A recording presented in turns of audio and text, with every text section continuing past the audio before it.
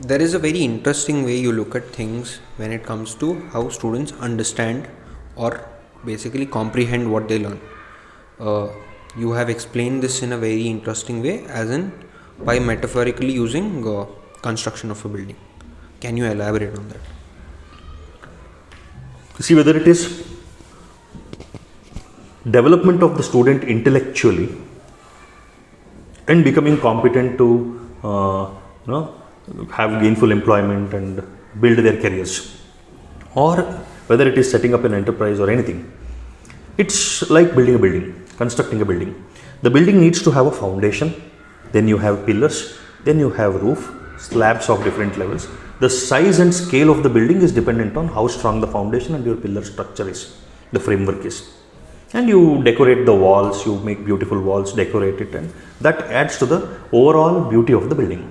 For a student, the foundation of his education, and again, even for education, the English word education doesn't differentiate between formal education and life education.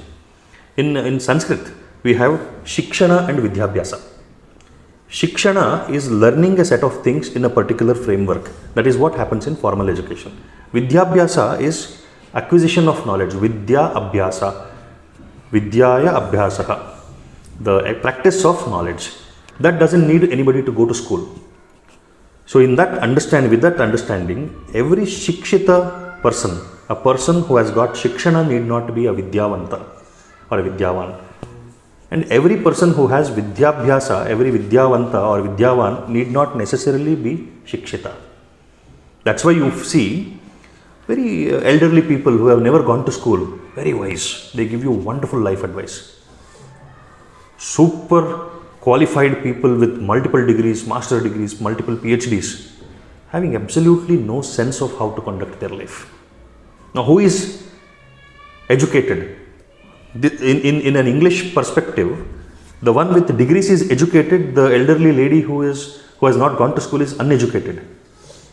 But in our Sanatan framework, Sanatan point of view, this person is Shikshita but Avidyavanta. He doesn't have wisdom. This elderly lady is Ashikshita. She has not got Shikshana, but she is a Vidyavanta. She has got wisdom. Okay. So this building of knowledge that I am talking about is for Vidyabhyasa, not for Shikshana. You can be Avidyavanta and complete your Shikshana. Avidyavantanagi Shikshanavana mugisbodu. Bekadashtu jana shikshitru avidyavantaru. So foundation ಏನು? What is the foundation of this building? The foundation is of samskara, abhyasa, havyasa, adarsha. These are the four foundational principles. One needs to have a strong value system. Second is habits, good habit patterns, their daily life habits and their study habits. Havyasa, hobbies. And fourth one, adarshaಗಳು, role models. What role models do you have? It can be individuals, it can be ideas, it can be philosophies. But what is the role model? What is the adarshas or the principles that are driving your life? This is the foundation. Only when this is fixed properly, the effort will be in right directions. Then the pillars. Pillars have to be 5-dimensional. There are 5 pillars. An individual who focuses on 5 dimensions of his existence has the highest possibility of achieving greatest success. The 5 dimensions are physical, intellectual, emotional, social and spiritual. Every day, a person should work on strengthening these 5 dimensions. Become strong physically. Exercise. Go for a run. Do some physical work that makes you strong physically. Intellectual development. Read something every day. Emotional development. Everybody gets angry. Everybody will have emotional instability. Learn to manage emotions without leading into conflict. Social dimension. Work towards becoming a person who is well adjusted in the society. You get opportunities to do all of this every day. But you have to use those opportunities and grow as individual. Spiritual dimension.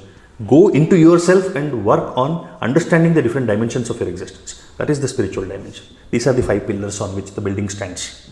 Now the slabs are all different stages of life. 10th standard exam is one slab. Then you go to 12th standard exam, that is another slab. Your degree exam, that is another slab. The more and more accomplishments you make are each one slab. The walls, the beauty of the walls is determined by your knowledge and skills. So the more and more knowledge you accumulate, the more skills you develop, you will have beautiful walls. There can be people who have got a lot of degrees, a lot of accomplishments, 10th standard done, 12th done, degree done, master's degree done, PhD done, but they might not necessarily have knowledge and skills.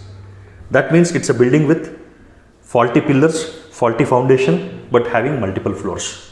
What will be the fate of that building? It has to collapse. There is no other fate but collapse one someday. So in our school, we work on this. Every day our processes are designed to work on this. The foundation, the pillars and the slabs. We work on the foundation, pillars and the walls, building the beautiful walls. And with the time they will get the opportunity to build slabs. You cannot write 10th standard exam before they reach 10th standard. No? But you can work on the value systems, you can work on the foundation, you can work on these 5 dimensions every day. And you have to work on these things every day. The focus on exam should happen when you reach the stage where you have to take exams.